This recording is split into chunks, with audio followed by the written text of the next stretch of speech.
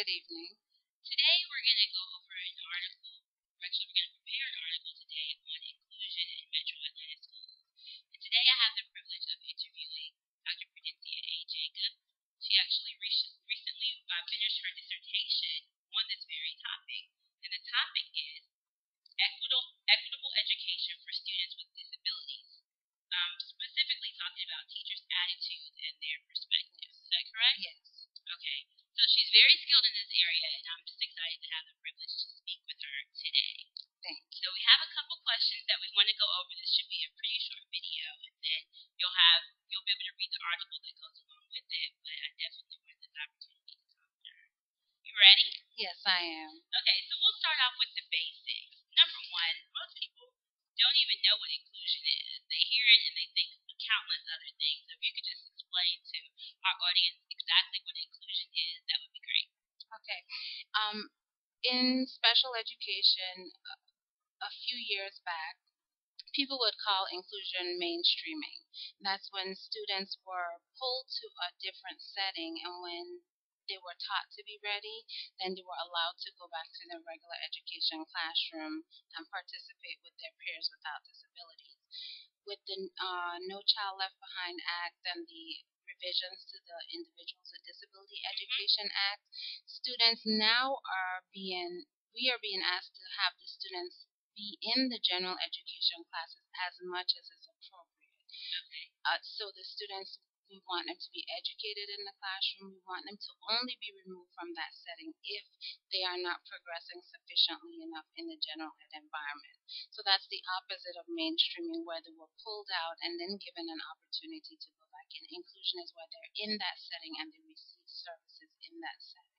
Okay, you mentioned two very important laws that we are kind of going by now. NCLB, which is No Child Left Behind. Yes. I'm sure a lot of parents have heard about that, but you also mentioned IDEA. Mm-hmm. Can you elaborate a little bit more on that? Because just from my reading, per IDEA, schools were not mandated to include special education students in their general class. Is that correct or no? In IDEA, the way that inclusion is expressed is that students are to be educated with their non-disabled peers as much as is appropriate. With the revisions, the clarification is made where students are to be given that opportunity first as opposed to on the end. So they're to be tried in a general education setting initially, and then if that was not successful, we try to look at alternative placements. But it does not eliminate removal of students from the general ed classroom. It just encourages us to give them an opportunity first to be successful with supports in the classroom. So it doesn't specifically say you have to include students, but they place more emphasis on the least restrictive environment. Okay, that clarifies it a lot. I hope that you guys out there understand that. All right, so it's an important thing. Yes. And it's a very current thing that we're doing. Yes. Right. Okay.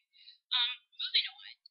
We've been talking about, a lot of people have really been focusing on students with disabilities because it is a subgroup in the No Child Left Behind AYP status. Yes. So it's like imperative that we understand and make sure that they're getting all the needs that they, right?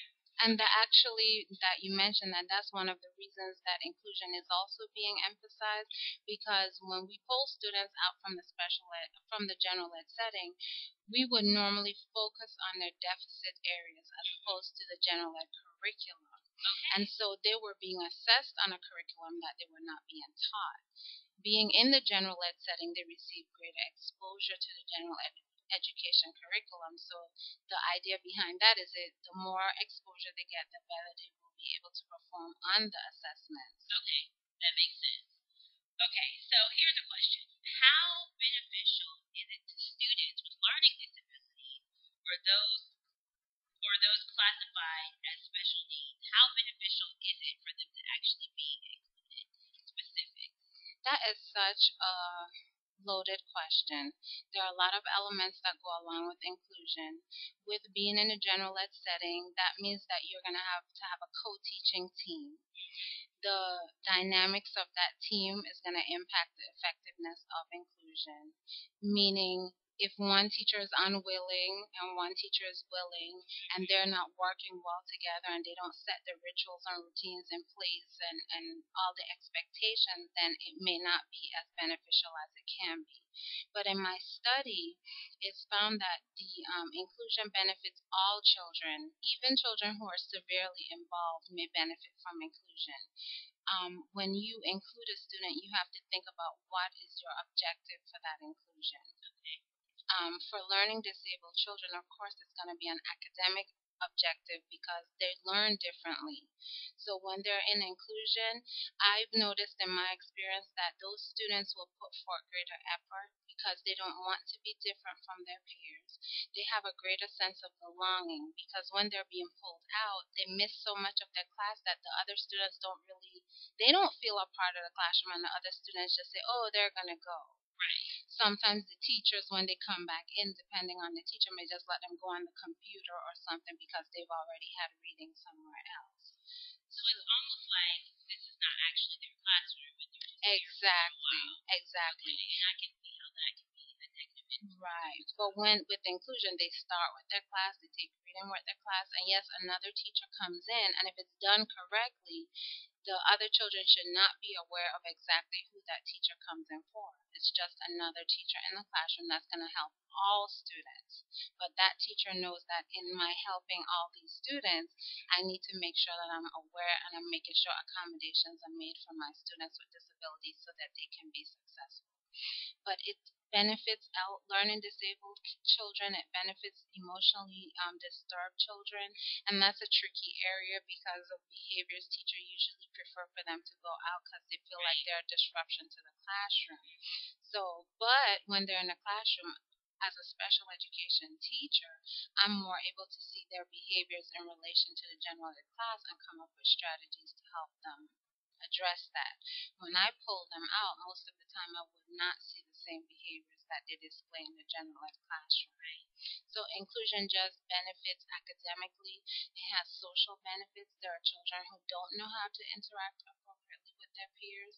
So being in the general ed classroom provides them with models, appropriate models of how you should behave. But like I said, the benefits are impacted by the teachers. The teacher is the most important thing in the classroom. So if they don't work well together, if they don't want the children there, then it may not be as beneficial as it could be.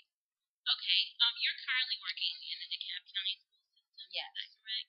What is your current position? I'm a lead teacher for special education. Okay, and what do you see from your experience within the DeKalb County schools? How receptive are teachers to this idea of inclusion? It varies. Sometimes there are, as with any change, there are some people who have been doing teaching for a long time and they feel more comfortable with the way things were. Sometimes the general ed teachers aren't as willing as the special education teachers, but the reverse is also true.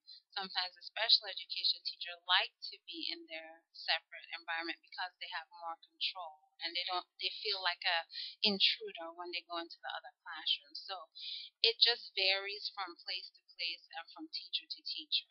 I guess it depends on their experiences with inclusion, if it was a great experience or not, their perception of what it's going to be. So throughout, I would say it's very hard to give a good estimate because it just varies so much. Even within a school building, you may have some teachers who are just ready to go and ready to be involved with it, and other teachers who are hesitant, unsure, or just not willing. Okay. Wow, that's a lot to take in. That's really a lot to take in, and I guess it's understandable, to see why some teachers would be hesitant. But it seems that the fruits of their labor would just be so great that you can kind of overlook what you're used to and go ahead and get ready for the idea. One of the things I found in my research is that teachers aren't really trained in terms of how to be a co-teaching team. How do I address the needs of these students in my classroom? And so when they're asked to do this, they're nervous because they don't really know exactly what to do. And so that's why, being able to plan together is a big hindrance as well, because for most of the time they're on different schedules. Because as a special ed teacher, I'm going from place to place. I'm working with multiple grades, so I may not have a planning time as a general ed teacher. Right. And so getting together to plan and really get everything together is difficult.